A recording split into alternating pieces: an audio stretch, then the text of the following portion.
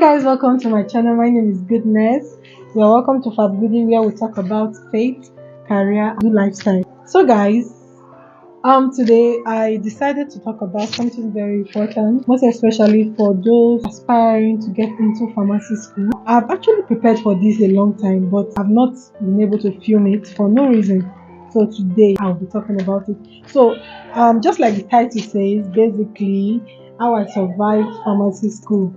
So that's what we'll be talking about today. As you all know, I'm a pharmacist by profession. I wanted to say I'm a pharmacy student.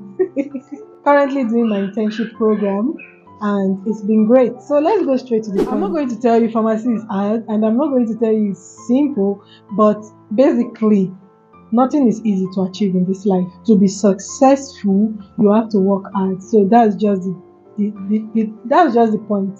So for me, going through pharmacy school, it was not like it was intentional the things I did, but I knew I wanted to come out as a pharmacist and I wanted to graduate and get what I came to school for. So I had to develop some strategies that actually helped me so much. I would share this. First of all, you have to understand why you are in school before you can be able to achieve being a pharmacist. You're in school because you want to get your certificate. So I've drafted out some things here, so I'll be looking down sometimes, so just permit me.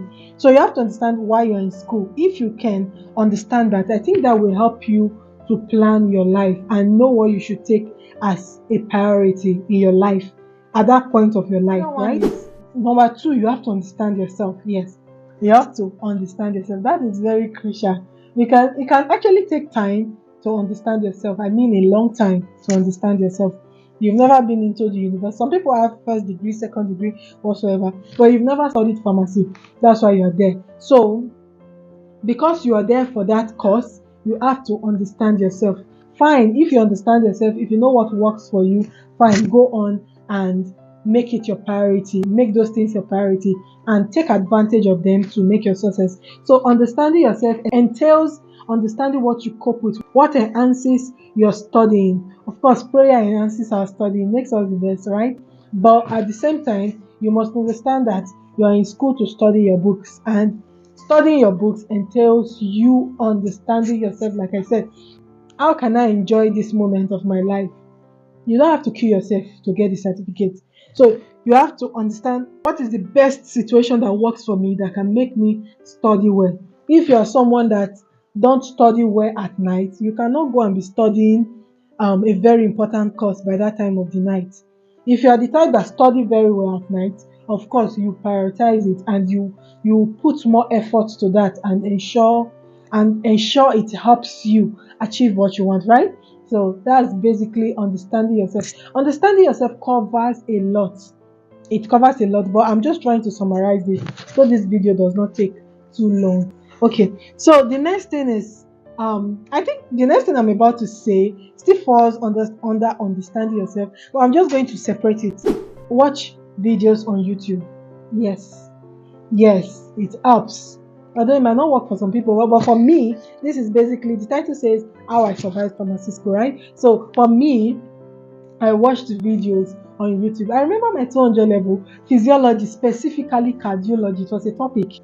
Cardiology was a topic that they taught us in secondary school, but not like in depth, just the brief aspect, diagram of the heart, the labels, how the heart works, circulation of blood. Sure, you get. So coming to university is like a big, a in depth of what we did then, right? So I actually loved it. I love cardiology because of the way I was taught right from secondary school, and now in university, it's like what? Like I was like, I can't eat this course because I love it. I so much love it.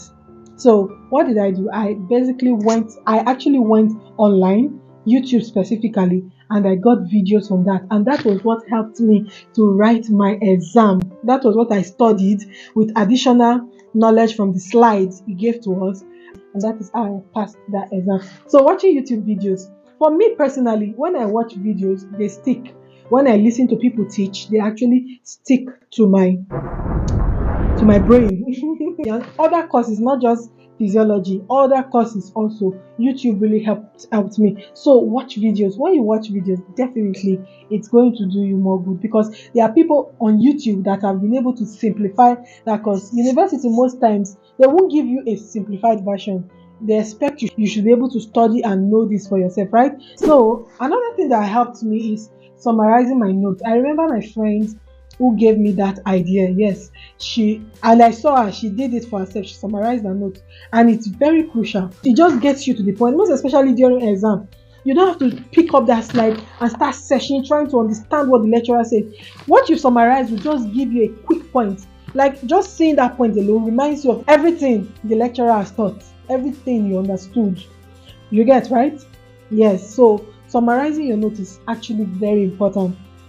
Take time to summarize your slide. Make your own notes. Take time to do that. You might not finish the whole note, but there are some points that really need to be taken down that will help you so much. So you can. I talked about day and night readers. We have day and night readers.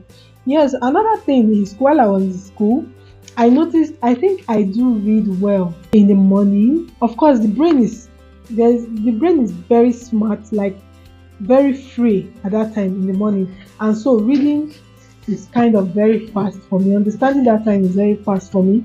I study in the night, but not so long compared to a night reader. They are night readers. They can read down to 2 before they sleep, down to 1. It's a normal routine for them. But I don't think I'm that type of reader, except on conditions like exam. Of course, nobody will want to sleep during exam.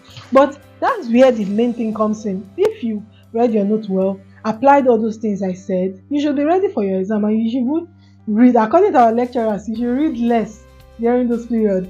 But for me, it doesn't really work that way. I study more then. But at the same time, I don't think I was a night reader, but except in conditions like exam, I read for a long time. But on the norms, when there is no pressure, I think I should be a morning reader, like a day reader. There was one method I applied. I think that was still during an exam also. But what I did, came back from school, I started reading immediately. I didn't bother to rest. I didn't bother to do anything. But I don't think most people will cope with that. So the whole idea of everything is understanding yourself. I already talked about that. You can also create groups where you can study. You can join groups that have already been created to study with them, where you share ideas, where you share knowledge. That little discussion you have with your peers as regards to a topic, for me, they stick. And most especially when I'm asked to teach something, or I'm asked to just, like when your friends, they just come be like, I did not get this thing, can you explain to me? You'll be like, okay, come this time, I'll be free. And you take time to explain. When I teach you like that, for me, it sticks. So I think that's another way, creating groups, teaching your friends, trying to ask your friends to teach you. I think it works. So that's another way to learn. The next one is set realistic goals. As a student, you should already know what you want to graduate with. Yes, I feel that's necessary. Yes, you should know. Even though you don't know the particular CGPA, you should know if you want to graduate with first class, second class upper, second class lower, third class. You should know already. I just said set realistic goals, right? Whatsoever you're writing down, if you're writing down pharmaceutical chemistry A, pharmacology A, so you should be able to make it real. That's why I said set realistic goals. So be sure of what you're writing. You should be able to work. So you are setting real goals. You are setting realistic goals. Goals that you can work on. Goals that you can put real effort into to make them real. You cannot get it without your effort. Then also make a family. I personally, I had this friend.